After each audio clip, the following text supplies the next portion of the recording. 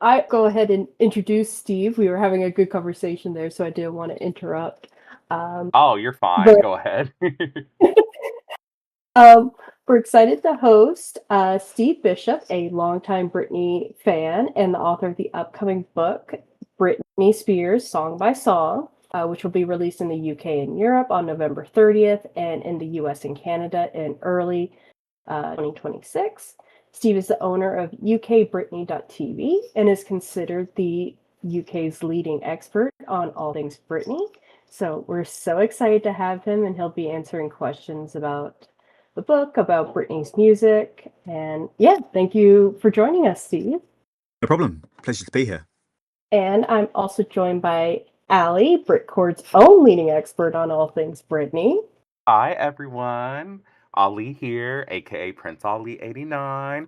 I'm excited to be here today, talk with Steve and Binary Choice about the upcoming book and ask some questions and Absolutely. have a nice conversation just about Britney in general, why we all love her.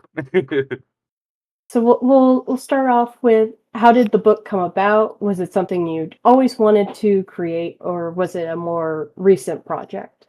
Sure. So it's actually a really interesting, to me, kind of sequence of events because it wasn't something I'd ever planned.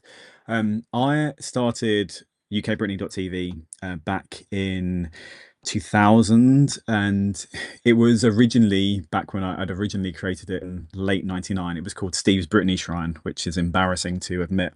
But it was just, I was experimenting with web design. I was trying to find news and information about Britney, specifically from a UK kind of basis. Like Peeps was her company doing the American website, and then there was obviously the Jive Records site, and loads of the information I was having to piece together, kind of be like, oh, okay, I know she's going to be here or on this channel at this time. I was having to go to multiple different sources, and I was like, it'd be really helpful for me if I just had one place to go. And I thought, oh, if I want that, then maybe other people want that. So I kind of created it and then put that together. And my whole career, outside of my kind of love for Britney, has been based on the fact that I built the website when I was 13 years old. So I've had a career in marketing, nearly 40, that has kind of all stemmed from that one vision, to learn how to build a website back then. So it's kind of a weird thing to think that I'm actually putting something in print and that it's going to be permanent, because I've got so used to the idea of things changing and never being finished. And when obviously Britney announced that she was retiring, and then we had The Woman in Me, everything, I was kind of like, well, there's not really that much to say, like she's keeping us up to date with her life on Instagram, and so that's kind of it. And then out of the blue, I had an email from a company called Fonthill Media, who are a book publishing company, and they have a series of books called Song by Song. And they'd approached me via my website, basically, and they were looking to expand and add new books to their kind of quota for this quarter, so they can basically get them written and then booked in for future publication. And a lot of the artists they had featured were people that were kind of a generation kind of prior to mine. So we're talking like Kate Bush, I think Bruce Springsteen, ABBA, the first one that they had published. And they were looking to add some contemporary artists. So they were looking for people like Britney. And they'd emailed me and said, do I know anyone that would be interested in writing a book about Britney's music that would fit with this collection of books? And I thought to myself, I could do this. I think I would be able to actually commit to doing this. So I'd obviously never written a book before. I've written essays in the past and I write papers and stuff for work, but I'd never committed to something this kind of long form. And I thought to myself, you before you say yes completely, just maybe try a few chapters first. And I was really style that I have. It was brand new to me, so I said, could I submit a couple of chapters and have them kind of check it over and see what they think? And they said that would be absolutely fun. And then I kind of did that. I think the first couple of things I picked were just I started at the beginning. I think I just literally went straight in it one more time, and then I think the second one I picked was Oops, I Did It Again, just because I was like, we're going to do the first kind of two singles from the first two albums and see what happens. So that was that was kind of where this stemmed from. I had never thought about publishing a book before, never thought about writing a book or anything like that. And to me, it's actually, it does feel very strange because it's committed now. And, you know, when I was seeing that, it was so I didn't have to pitch to a publisher. I didn't have to kind of approach them because they came to me. That's so interesting, and it's also definitely fascinating that they emailed you and were like, "Do you know anybody?" Like didn't even offer you. Yeah. I guess it The was. same thing. I guess it was somewhat open, but it's kind of a weird thing to kind of approach, like, because when you're, I guess when you're reading a website like ukbrainy.tv, there's not a lot, I would say, that's my writing style. There's news articles, but they're all very like small couple of sentences. It's not like long form writing. So I can understand why they were thinking to themselves, maybe I would want to collaborate with someone that was an author, picking someone and out of the blue and going, oh. So, but they obviously knew I had the knowledge, and that's why they came to me, I guess, in this place. But yeah. it is a smart strategy. I just found it a bit charming. Yeah. Yeah. Absolutely. Yeah, it is. And also, like, you know, your website. I have to point out real quick, I didn't get to say this to you, but I've been obsessed with your website for like 25 years. So, oh, thanks. yeah, That's so nice. and I still check it to this day. Like, I mean, you have an incredible resource. Like, your discography section is so like helped me like in my early days of collecting Britney memorabilia because like you have all the official singles and albums and stuff, and I'm just obsessed with your website. I just had to throw that in there. Thank you. Yeah, I mean, the discography is the thing I think I was the most proud of when I was building it, because obviously it's been added to over the years. But I mean, we're talking like pre-discogs.com. We're Yes. talking like before any like this ever existed, where it was like a fan collective, pre-social media. So just literally things I was buying and then scanning and uploading. So I've kept it. I know it's now not as complete as discogs.com, but it's actually my collection, so it's never going to be as thorough because I'm never going to be rich enough to buy everything from everywhere in the world. But yeah, I own everything. I own everything. I wish if I win the lottery, then maybe. But I own everything that's on there, so it's quite cool. Oh yeah. So no, I just had to point that out. I'm like, I love your website so much. What was your process of writing the book? So I didn't really know how to approach writing a book. I've obviously never done this before. So I approached it from a really kind of, I have ADHD, and I approached it from a really kind of weird approach, I guess. I was picking random favorites. So I'd seen the format for ABBA Song by Song. They sent me the PDF. And they said, this is the kind of structure of the book. So it goes album by album chronologically, song by song chronologically. How you decide to do anything in terms of live performances, bonus tracks, B-sides, all of those kind of things, that's kind of up to you to decide how you'd like to format them, and where you'd like them to fit in the book, whether you'd want that's called like live performances, whether you want to kind of add them into the era, whatever you decide is up to you. So I approached and I was going, okay, as I said, I did Babe One More Time and Oops, I Did It Again first. And then I was just kind of like randomly picking songs where I was like, oh, I know I have a fair amount of knowledge that I've kind of committed to memory about this particular song, or I know exactly where the interviews are, where the songwriters are talking about this particular track. And then I kind of realized that was probably not the most logical way of approaching things.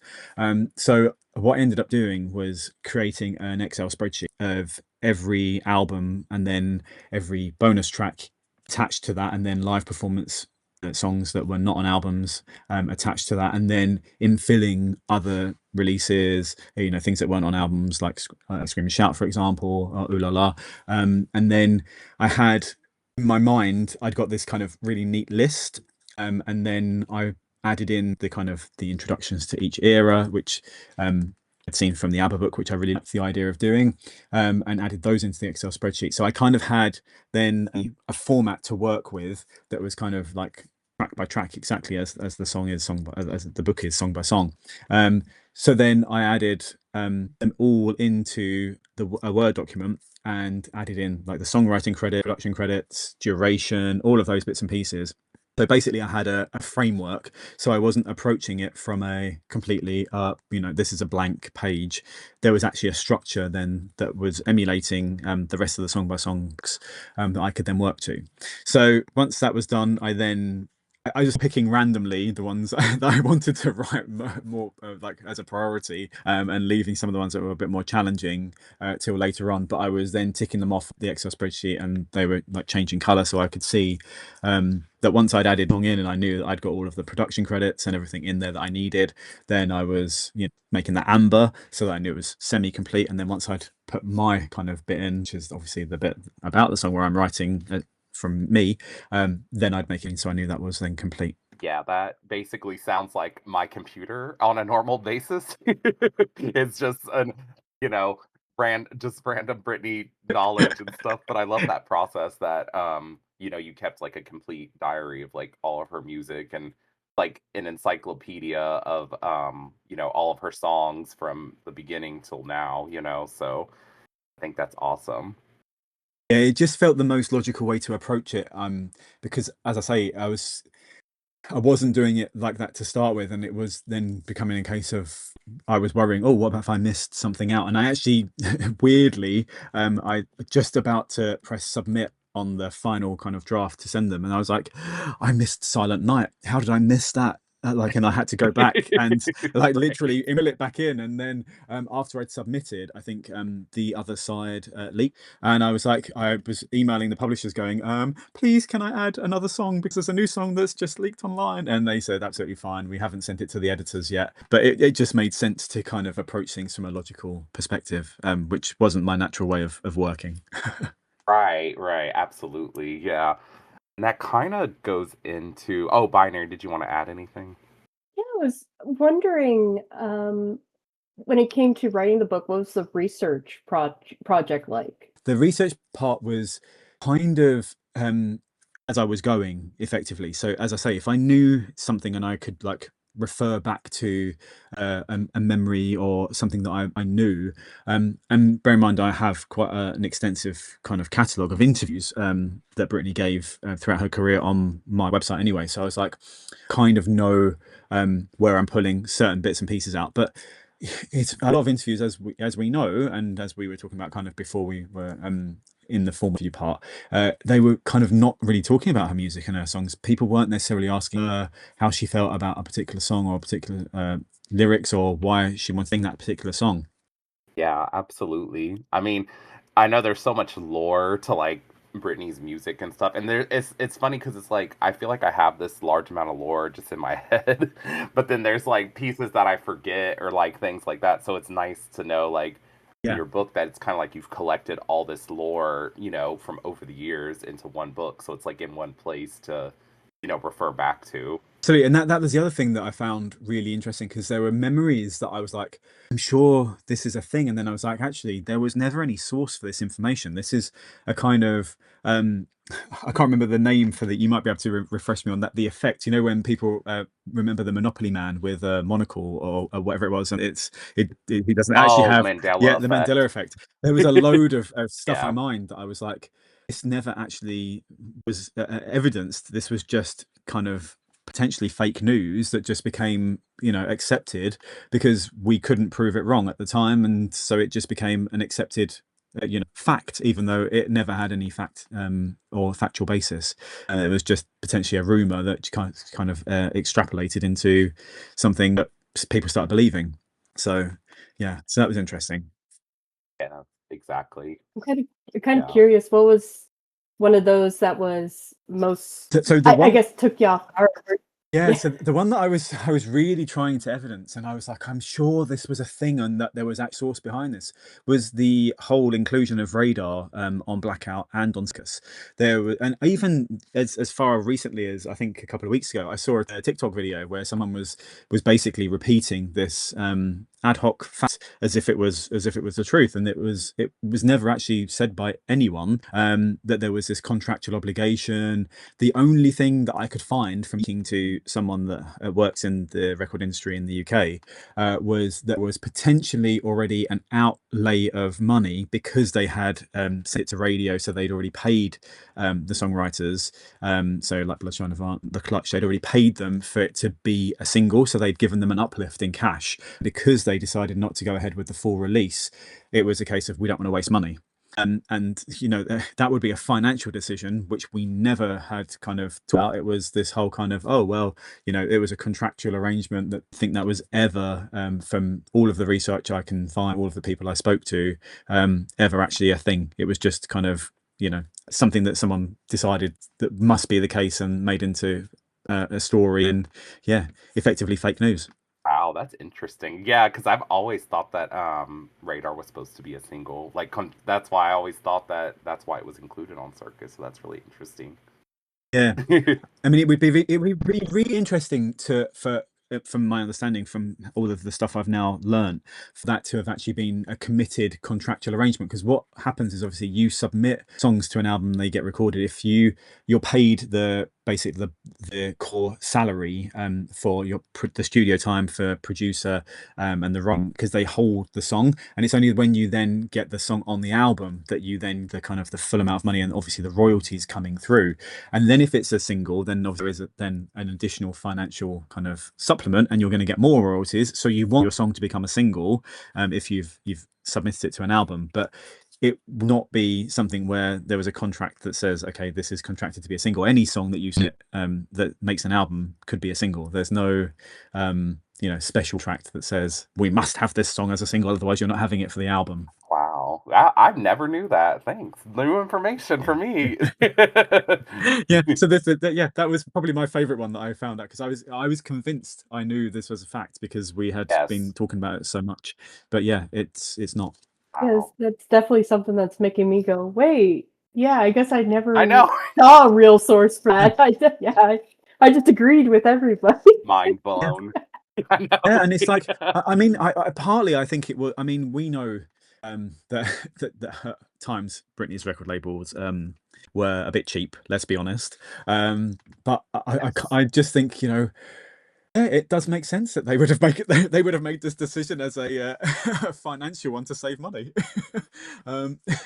So yeah, especially if they'd gone to the effort to kind of agree it and already paid for it to be a single, because they knew that they were doing it. And remember, they'd sent it out on a promo CD to DJs, radio stations across America, with that gorgeous cover, the kind of the red of her seducing I think it's like a priest guy, isn't it? I'm not Catholic, so I don't want to get that wrong, but in the confession box. And then yeah, it was obviously like a financial thing that had happened, and then yeah, it makes sense to me perfectly. But yeah, it wouldn't have been a contractual thing. I know, right? I'm just like, oh my god, my mind is blown right now. Because I'm like, I always thought that was the truth, and I just assumed it, like, you know. And that yeah. And the other really cool thing, just to add, for people when they get hold of the book, is because of the editorial use copyright law that we have in the UK, there isn't the same kind of fair use that you have in the States. But we've been really tough where the publishers, solicitors actually approved that we could use the artwork from Britney's albums and singles in the collection. It's the company's actually been bought by another publishing company, and they're a bit more reticent. So future publications in the Song by Song series won't use artwork unless it's licensed through a third party kind of picture publishing house. But we actually have all of in Britney Song by Song, we have that exact cover of the red. I know that I think the pre kind of made kind of dark on that, and it's just her with her leg, but we have the whole kind of eras covered through with, you know, both versions of like Someday I Will Understand, for example. So you have the kind of, and the Australian version of Lucky, as well as all the other kind of different covers. So I'm really happy that that's actually going to be in there, because it fits. You get to see the cover artwork with the Song by Song explanations as well. Yeah, I'd love that. And then I'm sure you have like the iconic USA version of Baby One More Of Time course. album versus the, Yeah.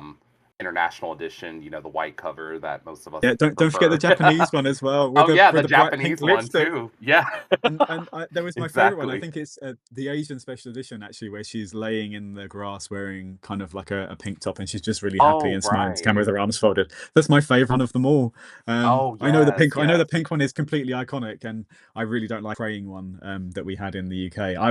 I actually remember HMV stores ported the pink cover version from the USA because there was a delay before we got the album in the UK, and I remember thinking, "Oh, I'm gonna," but it was like so expensive at the time. It would have been close to £20, and CDs at the time in the UK were around £8.99.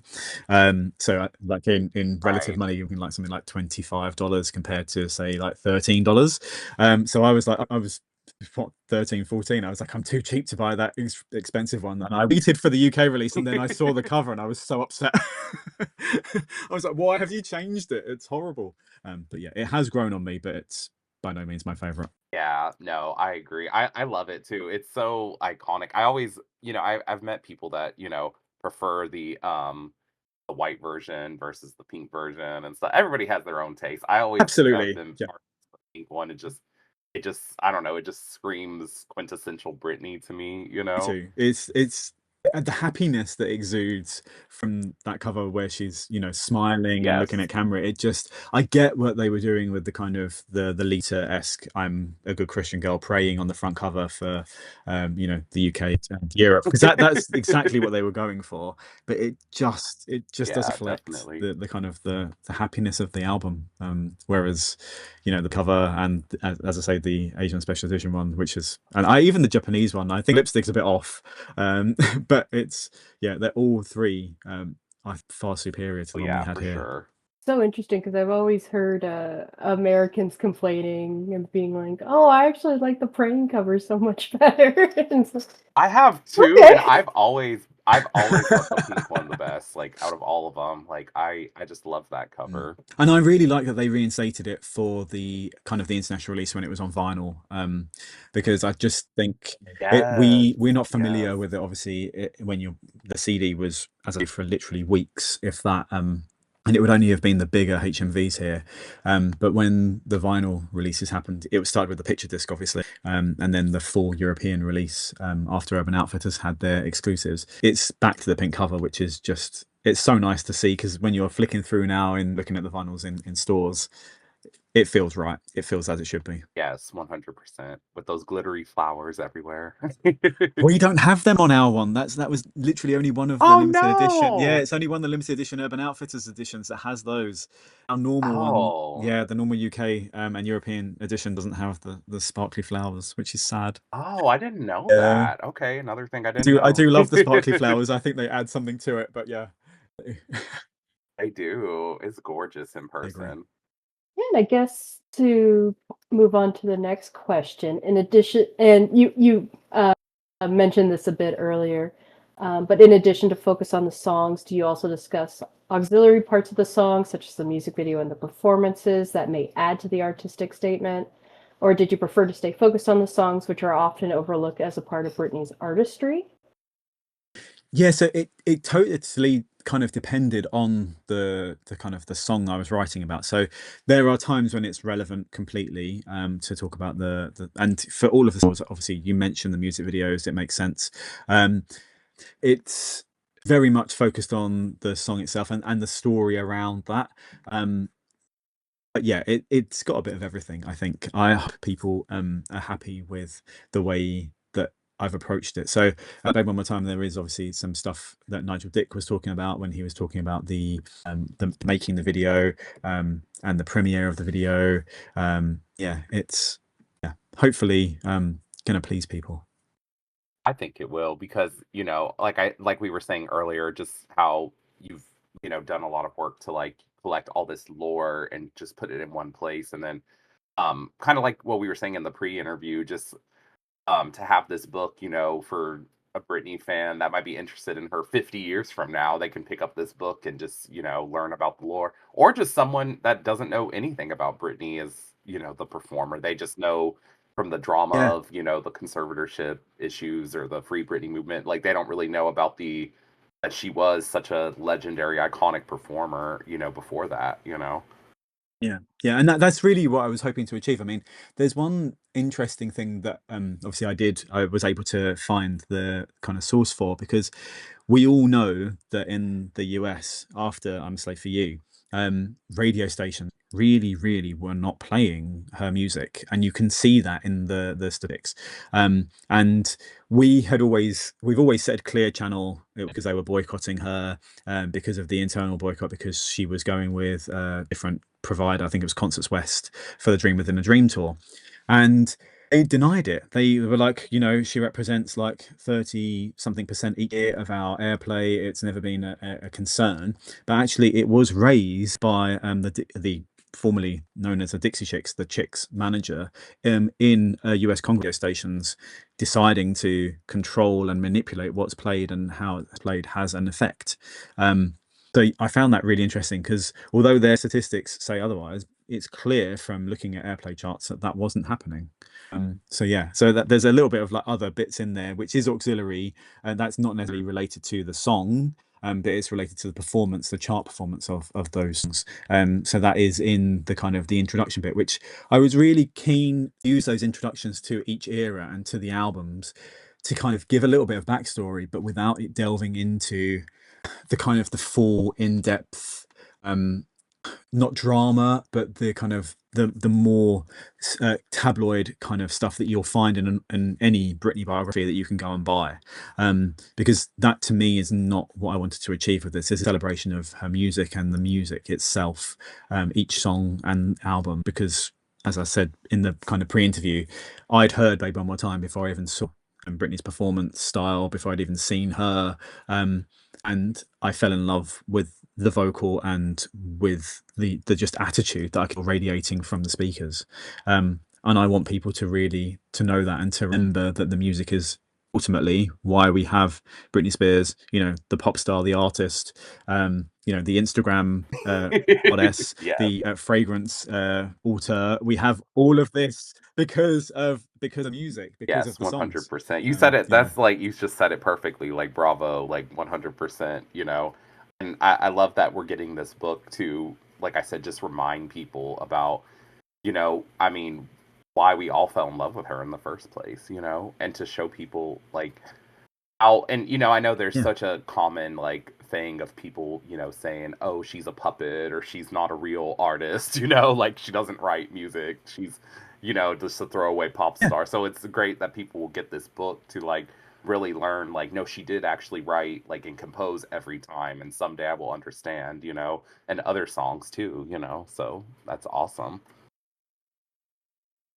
Absolutely. I mean, to me, I think there is so much snobbery attached to pop music in general, and Britney kind of had the brunt of it, because it didn't matter whether or not you wrote your own music.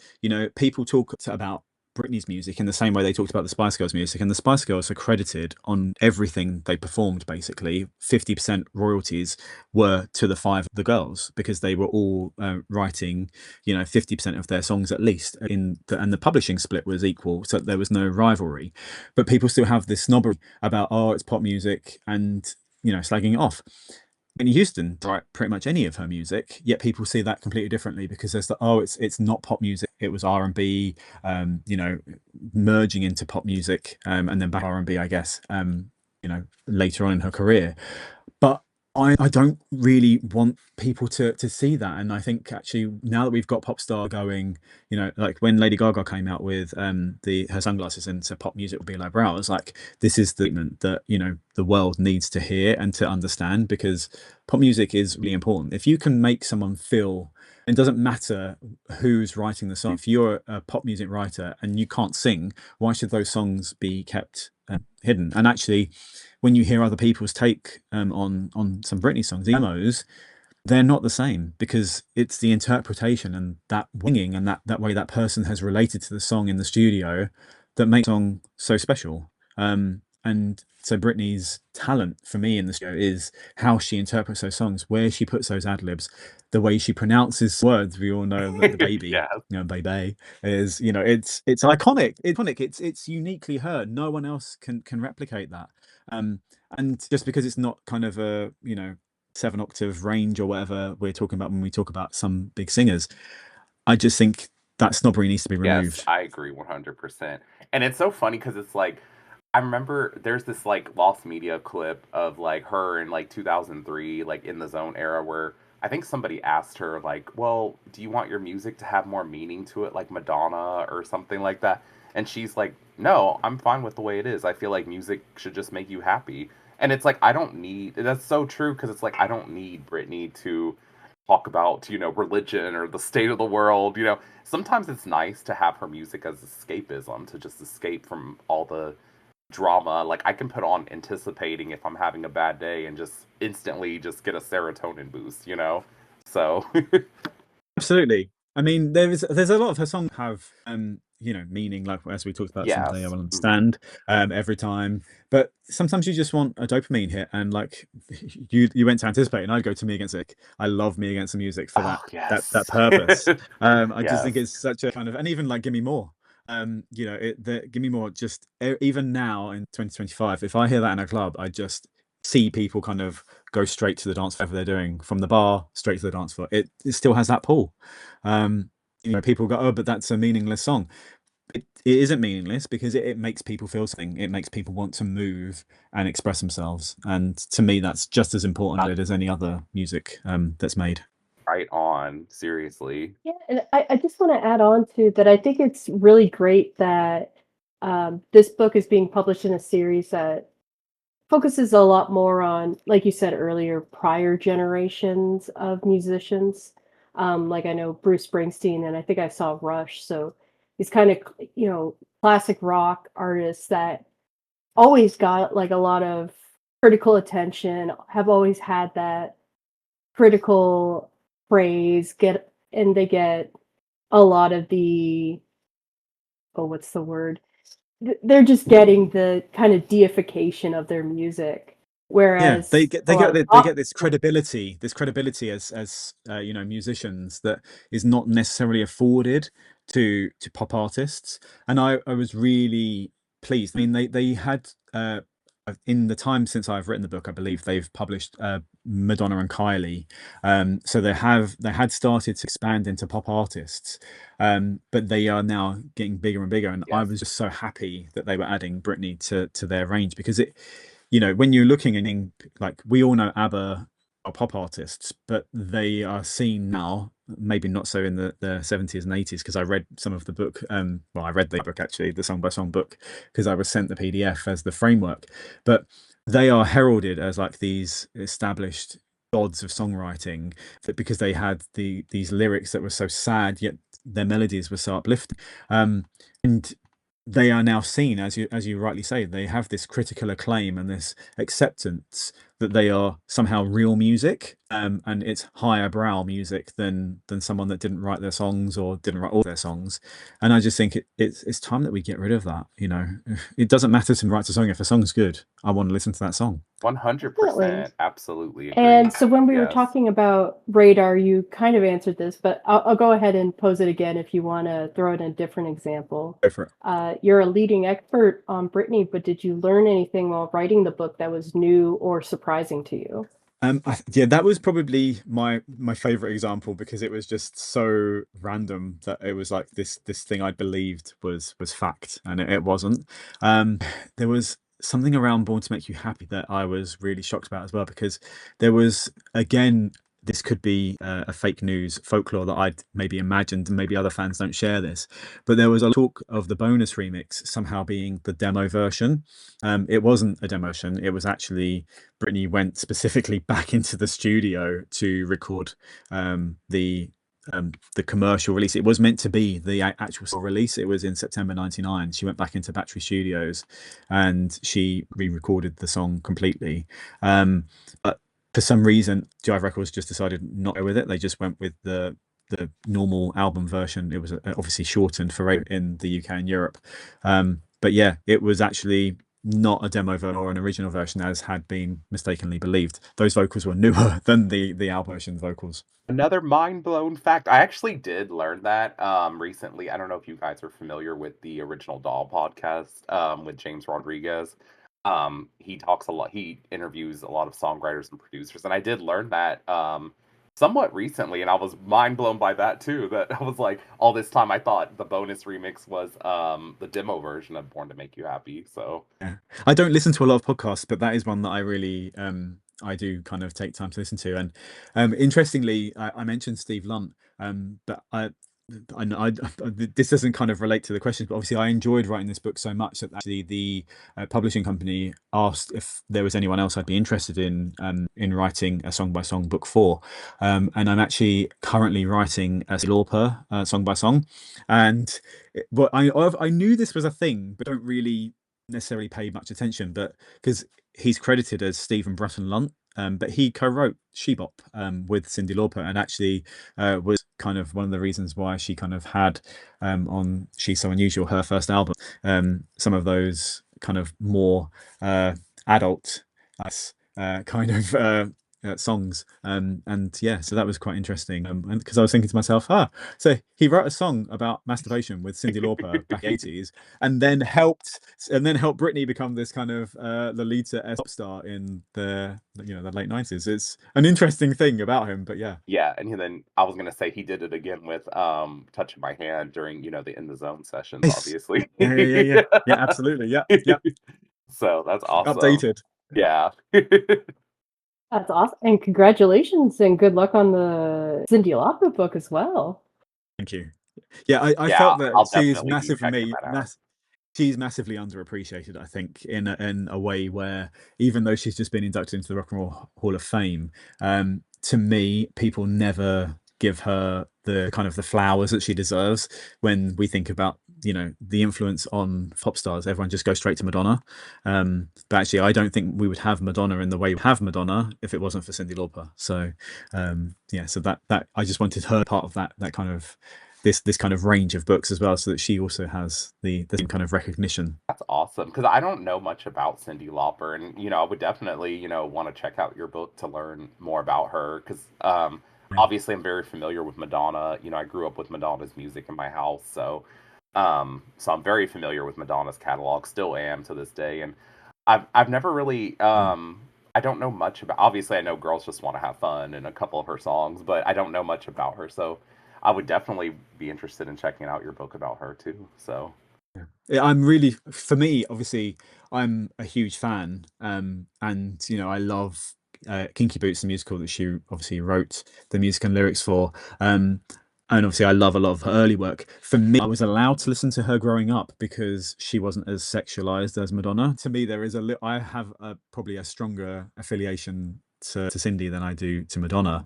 But a lot of her stuff, like Blue Angel, was actually even before I was born. And even, I was born in 86. So she'd already been releasing music before that time. So actually some of the research I'm finding is so fascinating, because I'm having to go through like archives of printed magazines and papers that have sometimes not even been digitized, and trying to get hold of those in libraries. It's this is a much more bigger challenge than the Britney one was, because I lived through the most of what's in the Britney book, and I was a diehard fan with access to the internet for quite a lot of it. That's not the case with the Cyndi Lauper song by song. Oh yeah, for sure. Yeah, that'd be interesting. So I would definitely be interested in checking that out. I like to imagine going into a library and just being like, I need to access your microfilm on Cyndi Lauper. Yep. They look at me like, know, right? And I'm like, yep. Girls just want to have fun time after time. Yeah, I've had that reaction. Hey, look, somebody's exactly, and I feel like I'm so pleased that I have, I'm actually able to do it, because I'm loving doing it, and I'm loving learning more, and obviously I love her. It just makes my love for her grow as well. So yeah, that's cool.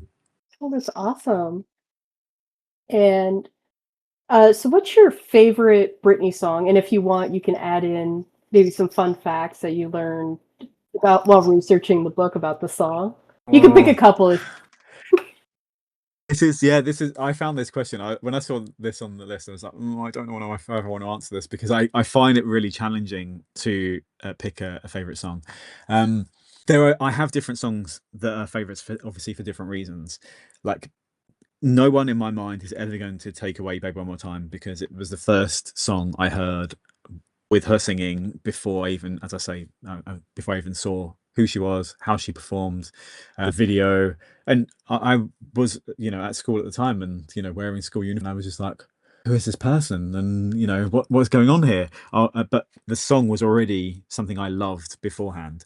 I love "Stronger." I just think to me, "Stronger" was the kind of the bridge between the more mature Britney we have on 2001 self-titled Britney, and the kind of the pop Britney. The song is still obviously very pop, very Max Martin production, but I just think it feels more adult, and that the video being so dark.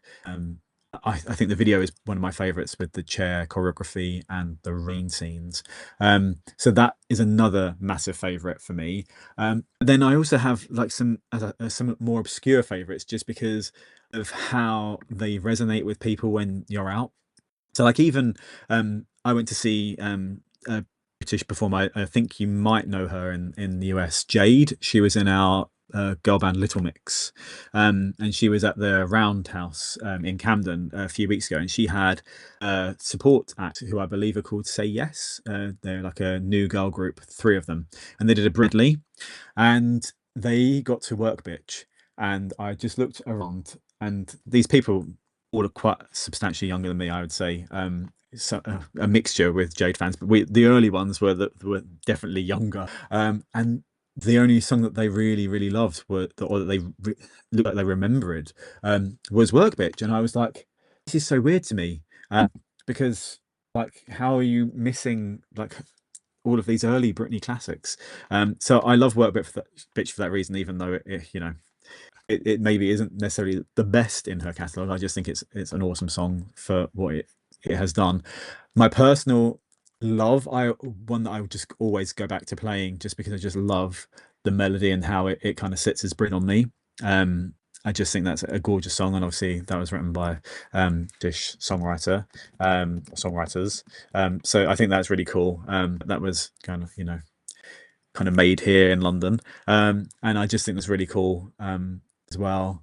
So yeah, I could keep going, but I won't because I don't want to bore people.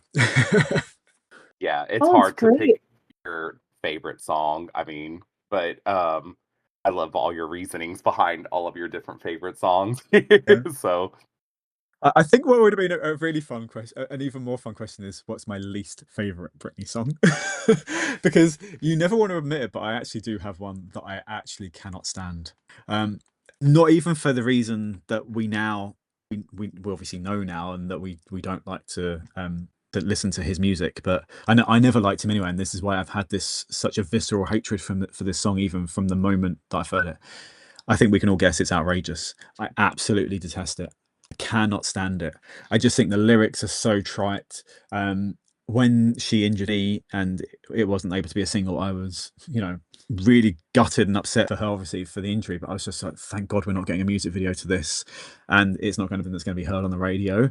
I actually cannot stand it. It's the one song I think in her entire discography that I was like, this is the one I would delete. that's funny. I actually I used to feel that way about Outrageous, but it's actually grown on me in the years. I hate to say Oh, I just can't.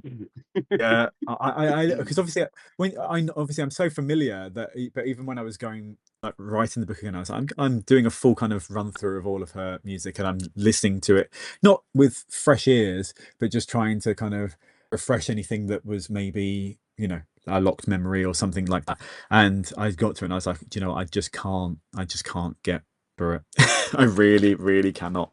Yeah, and someone I think has put in the chat, Mark's put "Chilling with You" featuring Jamie Lynn. I don't even hate that song. I actually quite, yeah, and yeah, yes, I just think someone's asked Jade. Yes, Jade released that Showbiz Baby. Yeah, but yeah, I don't even hate that. I don't hate anything on Britney Jean as much as I hate "Outrageous," and I actually think that Britney Jean has a lot of good songs.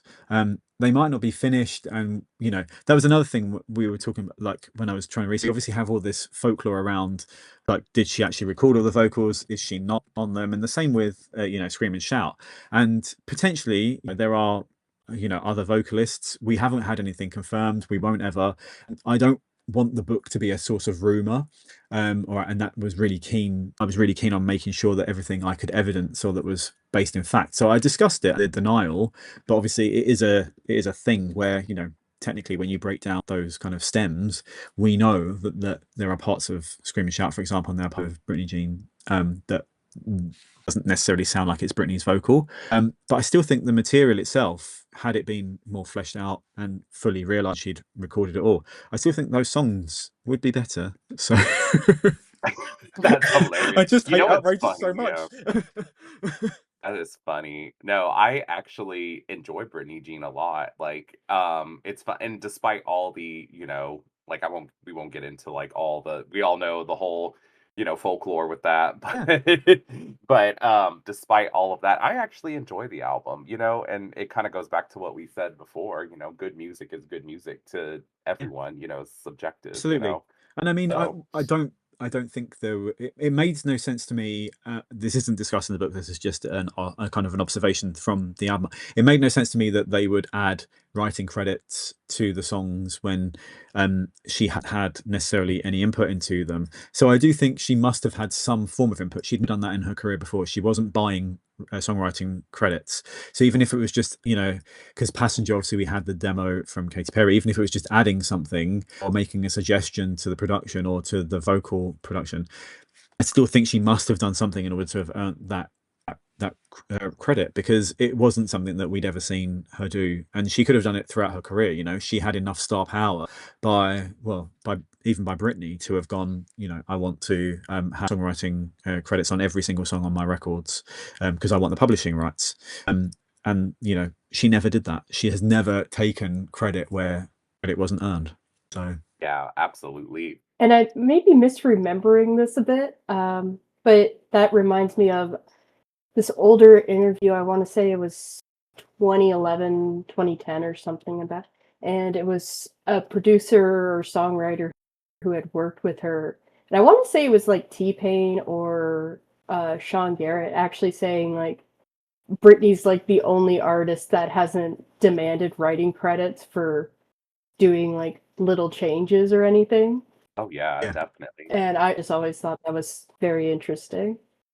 Yeah, I mean, I think it's fairly standard for some big performers to just go, there was a phrase, it was change a word, take a third, because if you were able to change a word in the lyrics, then you could take a third of the songwriting publishing royalties, and that was absolutely a thing for some artists, and Britney's never been that person. So That's awesome. I know it's so funny because, like, we all know she's had so many ideas throughout her career, like from as early as the Baby One More Time video. We all know the story that, it was originally this Power Ranger theme video, and she was like, no, I want to be in the school and dance and stuff, and yeah. she's not credited for any type of direction or any, nobody would know that if, she hadn't said that, Yeah, and I think that's Britney is intrinsically very humble and very down to earth, I think, and very aware of her abilities. And I don't think she's someone that would have gone, I want to take credit for things. As long as her voice was being heard. But also, I think and I kind of spoke about this when we were in the pre-chat, as a woman in the industry, as a girl in the industry, the way she was treated, is still not great for women in the music industry. I don't think even now it's a lot better, but it's still not great. Women in general were just kind of shunned. The fact that she's working predominantly with like male songwriters, male video directors, male producers, it must be very difficult for her to have kind of stood up and gone, hang on a minute, I'm really unhappy, especially on the EP music video. I really don't want to do this Power Ranger kind of theme. I want to do something different. So yeah, it just shows just how much control and how much input she had. People just don't realize.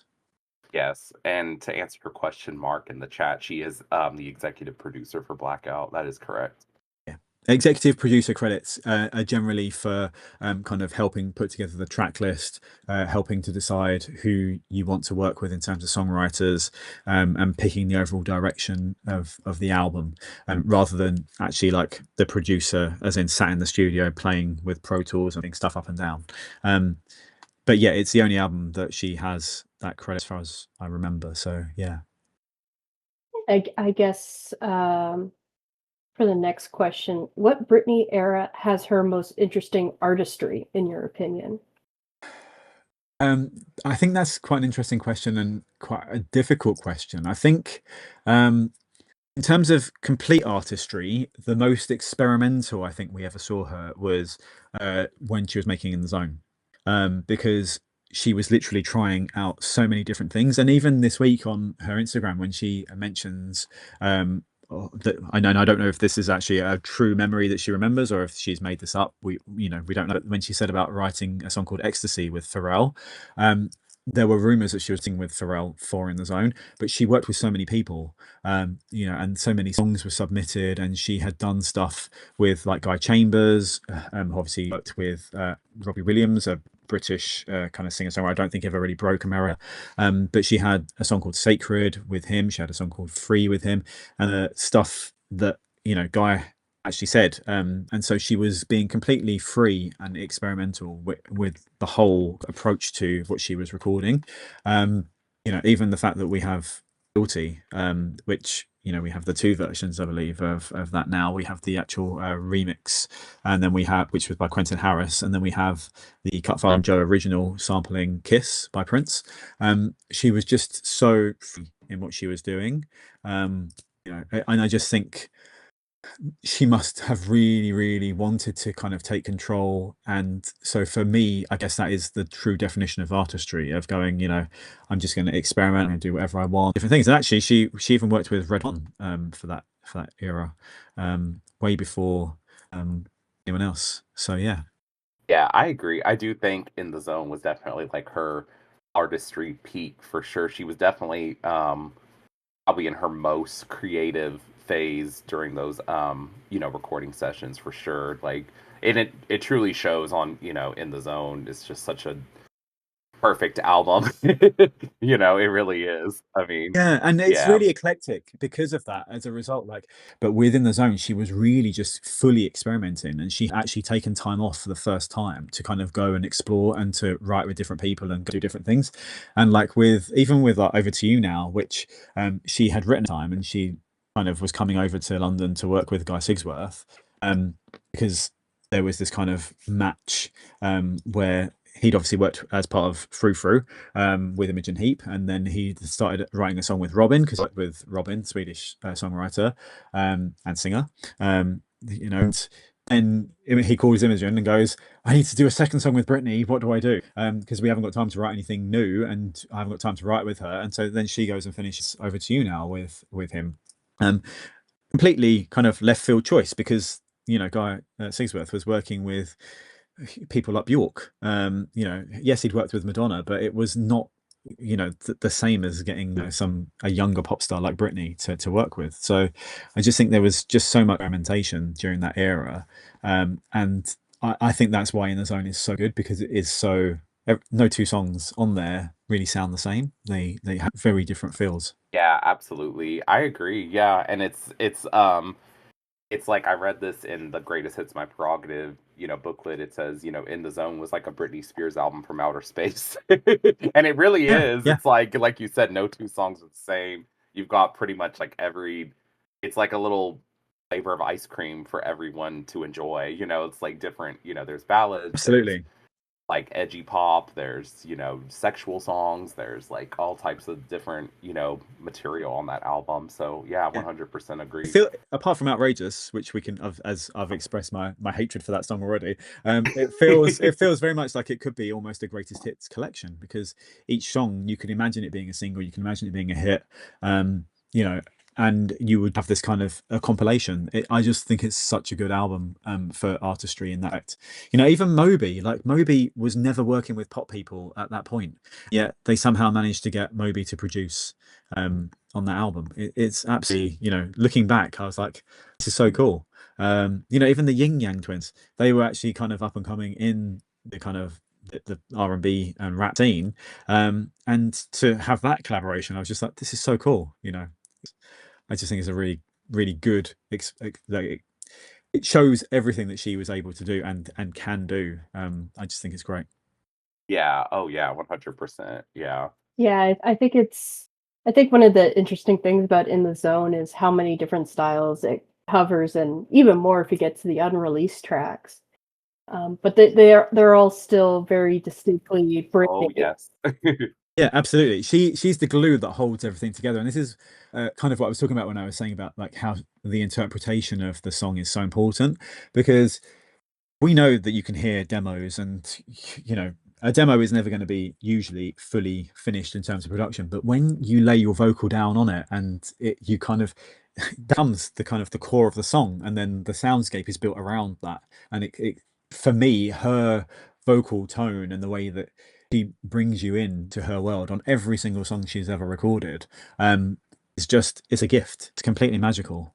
And I just wanted to throw this little tidbit out. While Oh, yeah. earlier, Steve, you were 100%. She's got this discussing magic Yeah, like it's going Michael to a unique. Jade Jackson, show, and Madonna, they and so many played others have.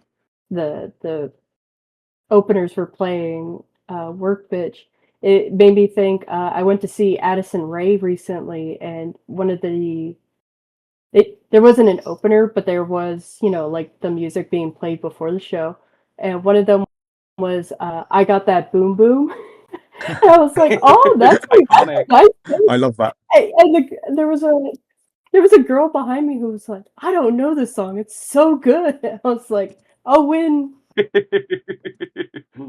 That is so funny. Yeah, I love that.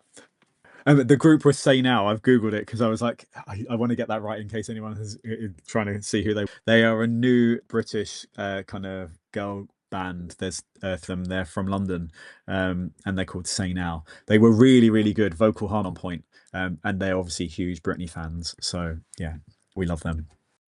Yeah. No, I hadn't even known who they were before they were when I turned up to the J gig. It was just I was like, oh, we got a support act, so amazing. But yeah, they were really good.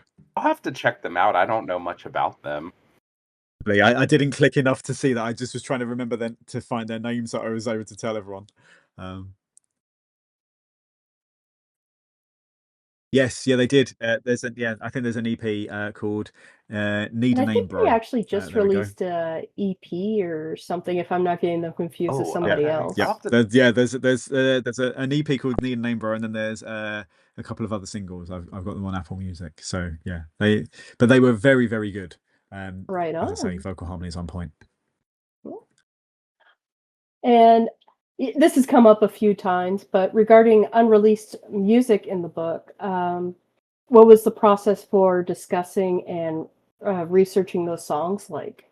I've done, and this was the decision I took. I think I kind of spoke a little bit about this when I was saying about the book structure. I decided to kind of add eras together so that it felt like it was more chronological, if that makes sense. So you get the introduction to the album, and then you get the main album songs, then like the international bonus tracks, and then you'll get the live performances and other pieces that were happening, that weren't on the album, but they were within that era. Like obviously, "We Will Rock You" with Beyonce and Pink during the. I'm not saying Enrique because he doesn't actually sing on that song, but he was in the video within that kind of In the Zone era. And then there's a whole section called Unreleased Song. And I tried to go back through all my notes and all my kind of web articles that I could find. I used web.archive.org as well to try and find if any other website had reported something I had maybe missed. Like random Britney websites from the past. I don't think any of these exist anymore, but like Britney Zone and worldofbritney.com, all of those kind of throwbacks. And I was then able to kind of go, I'm pretty sure this was definitely registered for this period. Obviously, if we have a leak or we know that it exists within that specific era, then that's there as well. Some we know were recorded by other people, like we know, I believe Boa, or I could be saying that wrong, it could be BOA, recorded Look Who's Talking. And we know she's called the Queen of K-pop. That might not be true anymore, but at the time that was true. We know that there is obviously Follow Me that was end up going to Jamie Lynn for Zoe 101. And then we, again, from some of the podcasts, again, like James Rodriguez, his pod where he's spoken to people like other songwriters that he's maybe asked them about these songs, or people who've done interviews. I believe like Michelle Bell did I think it was BuzzFeed in 2014, where she was speaking about some of the unreleased songs or some of the leaks. So I tried to put all of that together, and then if I knew there was nothing really I could find, because people don't want to talk about it, but I knew it was definite because it's been registered, and whatever, then I was able to give it potentially a little bit of background to that as well. So like we know that she worked with Red One, as I said, on In the Zone. But yeah, that's obviously kind of really cool, because it was, say, 5 years before Lady Gaga had worked with him on Just Dance and Poker Face and the songs they wrote together for the Fame. So yeah, it was kind of obviously a more challenging process, but it gives context. It helped if they had leaked, because then I could actually listen to them. But if I still included them if I was sure that she had definitely recorded it. So like Graffiti My Soul, we have confirmation that she definitely recorded it. Miranda Cooper from Xenomania, Higgins told The Guardian that the record company actually loved it, but Britney's team, so I'm guessing this potentially would have been not Steve Lunt, potentially like Larry Rudolph, said, there's no repetitive in the song, there's no chorus, and we know that, I believe Cheryl Cole, she said she's heard Britney's version, so we know Britney recorded it, even though we've never heard it. That's awesome. I was really curious if you were going to include unreleased music in the book, because I know it's a lot to cover, even just covering her officially released catalog. It is a lot to cover. So I was curious to know if you were including the unreleased songs and stuff, and because we all know. Obviously, us like diehard fans, we know like every little thing she's done and everything. So I was I'm glad to know that you do in fact include some of those songs, because those are some great songs as well. I can't say I can go into a lot of depth of them. And the thing that I found the most challenging in some respects is, with like a Wikipedia article, people can just write and write and write, and you can keep going. I had a word count because, ultimately a publisher is going, we have to cap this at some point, because otherwise it's going to be too expensive to print. So my word count was capped at 80,000 words. And the book is very close to that in terms of using every word possible. So I made the most of it. But like awesome. If there's a song that we haven't heard, for example, but we know is registered and published, but we know nothing more about it, and there's nothing more to say because she's already worked with this person or whatever, then it just tells you that this is who wrote it. This is, if we know the producer has used it, and then this is when it was registered. And potentially, if I could find out when it was registered and who by, then yeah. So like EMI Music Publishing published one, Blowing It Up for Love, which was a Scott Storch collab. We haven't heard it, so it's meant so it exists, but it does say we haven't heard it. Awesome. Maybe this will inspire some of those people out there with these demos to go ahead and leak them, because we're thirsty for new material. Yeah. See, I don't know. See, I don't know if people actually had, if there were leaked, as in some of these songs that we actually do have were leaked on purpose, or if there was actually from theft. So it's a little bit dodgy with some of it there, because we know a lot of hacks, and yeah, it's a bit like, oh, this is kind of a controversial area, but I'm grateful we have them, so I'm going to include them anyway. They are inspired to release them in a official sort of way. That would be great. Team Britney. Yeah. Put that Rarities album out. Yes. Yeah, absolutely. Yeah, absolutely. I mean, Jive must be desperate to do something to kind of add to their kind of repertoire. And I'm still 99% sure that she owes them one more album in her kind of contract. Whether or not they ever choose to exercise their right to get that, is it down to them. And I think if she doesn't want to, and she was like no, and she's refusing to authorizing, then it would be very unethical for them to kind of do something contradictory to what she wants, and she would have no hesitation in telling us on Instagram that she's unhappy with Oh, something. yes. So they're going to make no money from it. Yeah, exactly. It's going to be like it's a double-edged sword for them. They have to comply with her wishes, regardless. And that's. I think the lovely thing is that she had a voice back after so many years of not having a voice, or not being able to release the truth. And so yeah, as much as I'd love to have unreleased songs and new music, if she doesn't want to give it to us, then I'm happy to take it from the illicit sources that don't need authorization. 100%.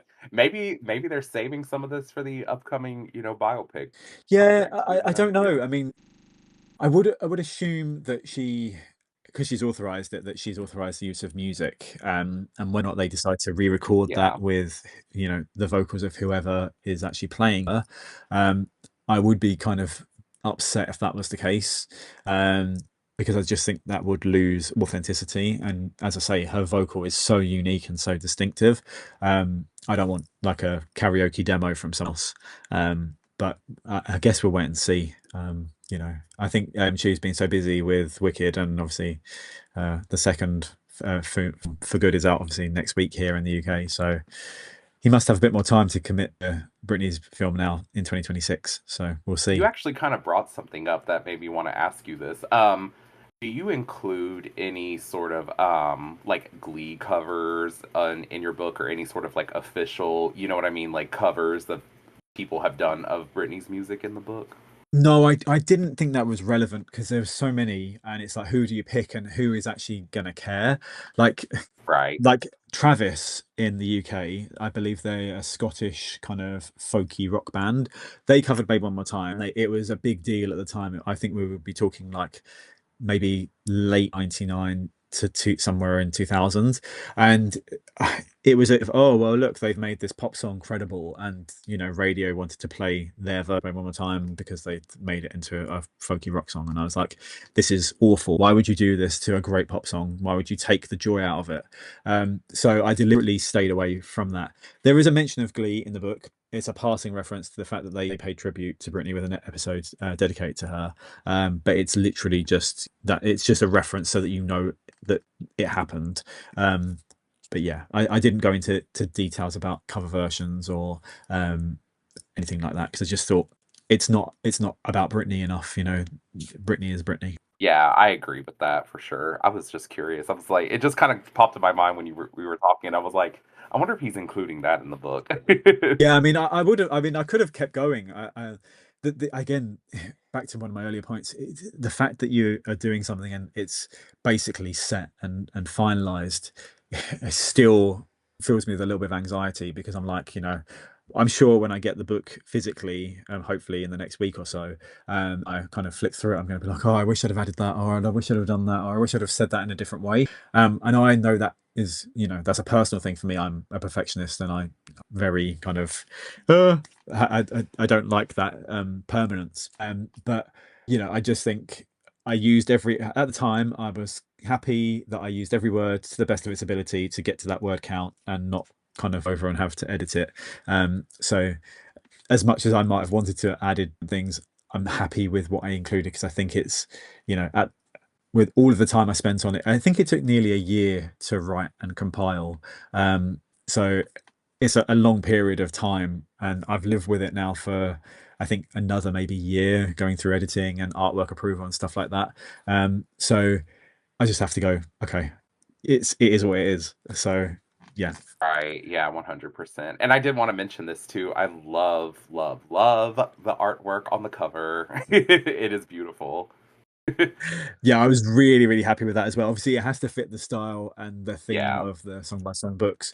And I kind of steered them in the direction I wanted. And I was just so happy with what they did, the design. And as a designer and with a design background, you're going, okay, I'm entrusting someone to do this. And it's a bit like gating at work as a manager. You're like, oh gosh, you have to trust someone else to do it. But they really, really made it fit the theme of the books, but also gave it Britney flair, and so I'm really happy with it.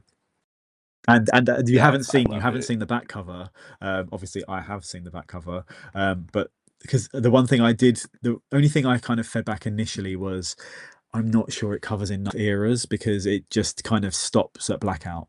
Because you've got kind of Toxic, you've got It's My Prerogative, you've got Oops Single, and you've got Blackout. And the one album I'd included was Glory, and Glory is on the back cover with the actual David LaChapelle artwork that we had.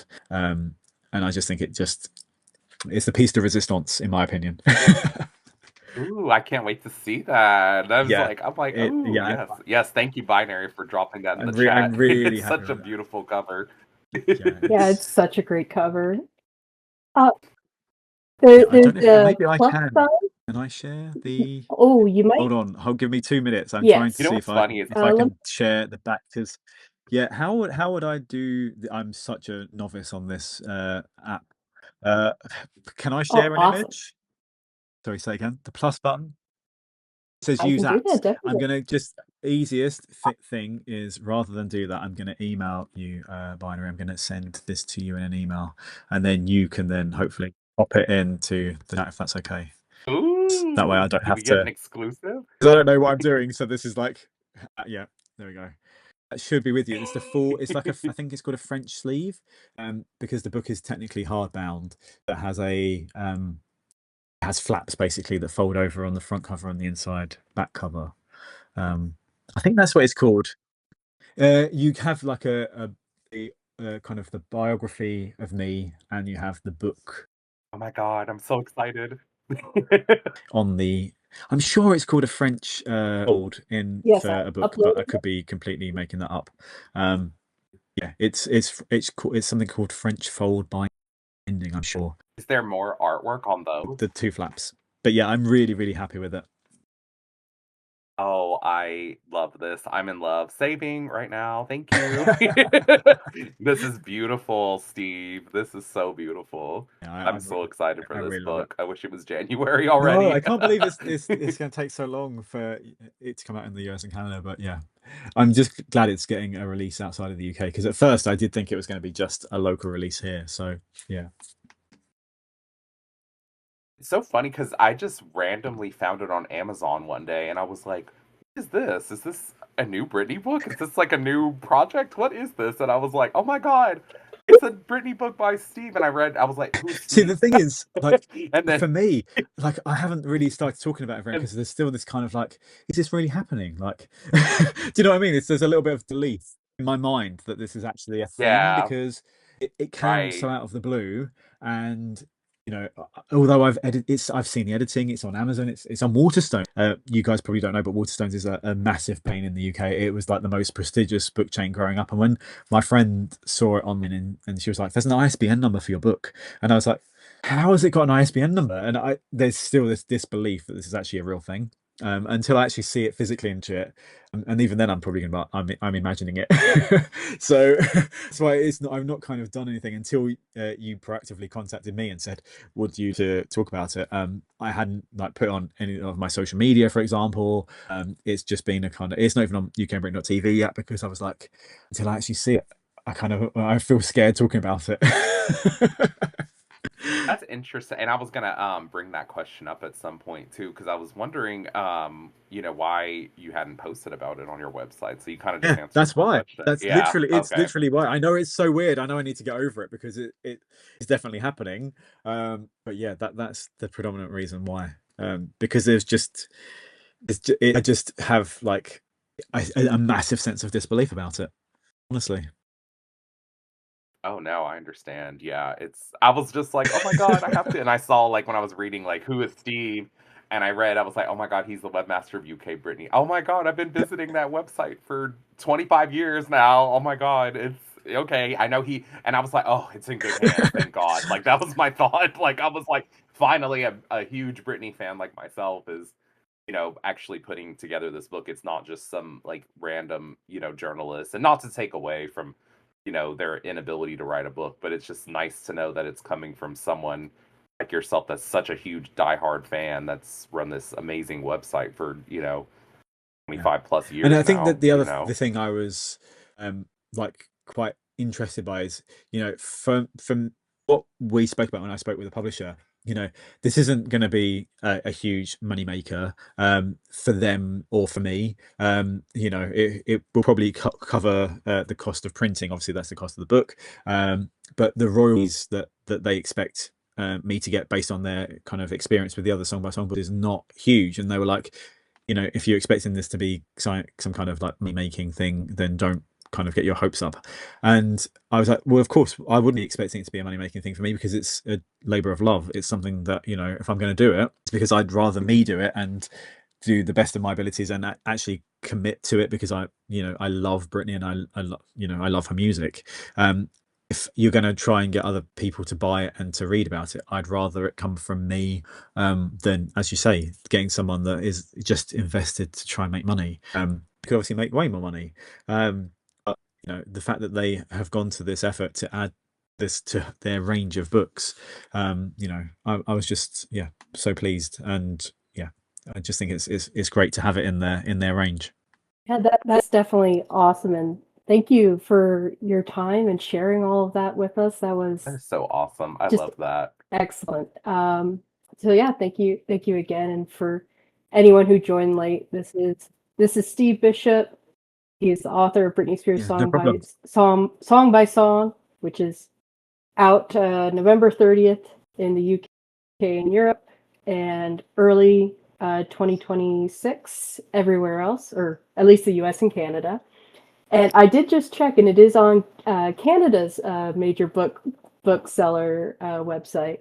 So, in addition to that's really cool as well. Yeah, it's like, I never thought I could look at Indigo, see if they have it. I don't know why I thought that they wouldn't have it for some reason, but yeah, I mean, to me, because you can sell anything on Amazon. So when I saw it on Amazon, I was like, well, yeah, anyone can sell on Amazon. When I saw it in actual, like in Waterstones, I was like, oh wow, okay, that's actually a real bookstore. Right. And I know that I don't mean to Amazon by any mean of any stretch of imagination there, but Waterstones has a physical presence. I've been to so many Waterstones in my life that actually to be on their website is, and the other thing is, if you Google my name on there or search for my name on the Waterstones website, Steve Bishop apparently also an author that writes books about God, and so I have made it very clear to the people I work with that obviously I haven't kind of had this revelation that the book is by me. Everything else is not by me. Well, God, Britney Spears, yeah, same exactly. thing, right? To me, I was like, kidding. It's about God. Yeah, it's always so weird. I've got my Exactly. spiritual candle We're going here to hell, right next heaven to me. mind. Exactly. It's always so funny on Goodreads where 100%. You find like an author and like they write one particular thing, but then there's also an author who just writes about like canoeing or something random. They're all grouped together.